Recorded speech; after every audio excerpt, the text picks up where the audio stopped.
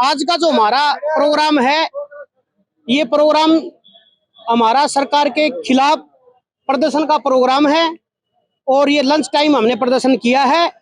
और हमारी 8 तारीख को उचाना के अंदर हमारी बैठक हुई थी स्टेट कमेटी की। उन्होंने निर्णय लिया है कि लंच टाइम 16 तारीख को अपना ज्ञापन दें और सरकार को बताएं हमारे सीएमओ के माध्यम से कि आने वाले समय में एक बहुत बड़ा आंदोलन करेंगे हम सरकार के खिलाफ, क्योंकि सरकार हमारी मांगे नहीं मान रही है। बार बार हमने सरकार को बताया और चेताया है, जब भी सरकार टस से मस नहीं होती। तो हम यही जो अब स्वास्थ्य कर्मचारी सड़क पर उतरता है तो ये जिम्मेवारी सरकार की होगी। तो हम सरकार से ये एक छोटा सा प्रोग्राम करके 1-1.5 घंटे का रोष प्रदर्शन करके तो सरकार को हम चेता रहे हैं कि या तो हमारी समय पर मांगे मान ले, अगर मांगे नहीं मानती है तो हम एक पूरा स्टेट लेवल की फिर मीटिंग करके बहुत बड़ा आंदोलन करेंगे। चाहे आंदोलन में भूख हड़ताल हो, चाहे रोष प्रदर्शन हो, चाहे सड़क पे उतरना पड़े।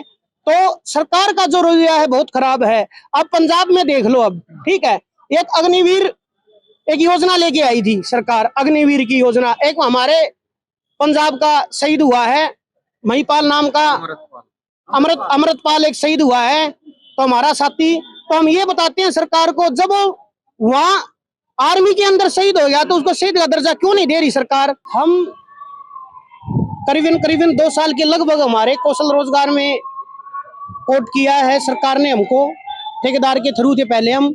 उसके बावजूद 2 साल में सरकार ने हमारे पूरे 800 रुपये भी नहीं बढ़ाए, 793 रुपये बढ़ाए हैं। तो एक बहुत बड़ा मुद्दा है ये सैलरी का, जो कि सरकार हमारे को अब 800 रुपये 2 साल में बढ़ाए हैं। ठीक है, ठेकेदार भी पहले सैलरी को बढ़ा देता था, तो अभी सैलरी नहीं बढ़ा रहे। और 2-2 महीना का कॉन्ट्रैक्ट दे रही है सरकार हमें, क्योंकि 2 महीने के टेंडर में बताओ कर्मचारी कैसे काम करे, क्योंकि उसके रोजगार जाने का डर सता रहता है। तो हम सरकार से एक ही मांग करते हैं कि सरकार हमें रोजगार सुरक्षा गारंटी दे या हमें पक्का करे। जब तक हमें पक्का नहीं करती है तो सम्मान काम सम्मान वेतन दे, क्योंकि हमें बुरे वक्त में सरकार का साथ दिया है और कोरोना योद्धा का सरकार ने हमारे को दर्जा भी दिया है। तो आज सरकार कोरोना योद्धा की तरफ देख नहीं रही है। अगर सरकार हमारी तरफ नहीं देखेगी तो 2024 में सरकार ने एक खामियाजा भुगतना पड़ेगा।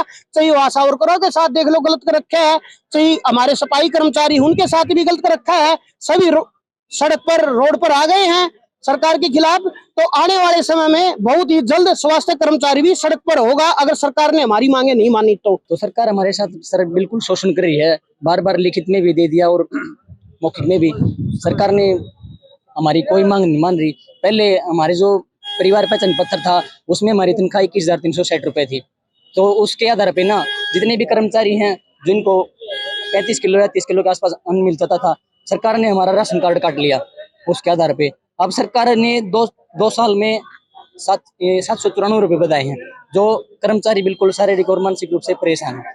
तो सर हमारी सरकार से सिर्फ एक मांग है, या तो सरकार हमें सुरक्षा गारंटी दे या फिर हमें सम्मान वेतन लागू हो या फिर कर्मचारियों को पक्का किया जाए। सर अगर सरकार हमारी इन मांगों को नहीं मानती है तो पूरा स्टेट। आज ये जो हॉस्पिटल के कर्मचारी हैं, कच्चे कर्मचारी बेचारे, जो कि ठेके प्रथा से लगाकर सरकार ने जो ठेका कर देते थे उससे बुरी स्थिति बना दी हमने।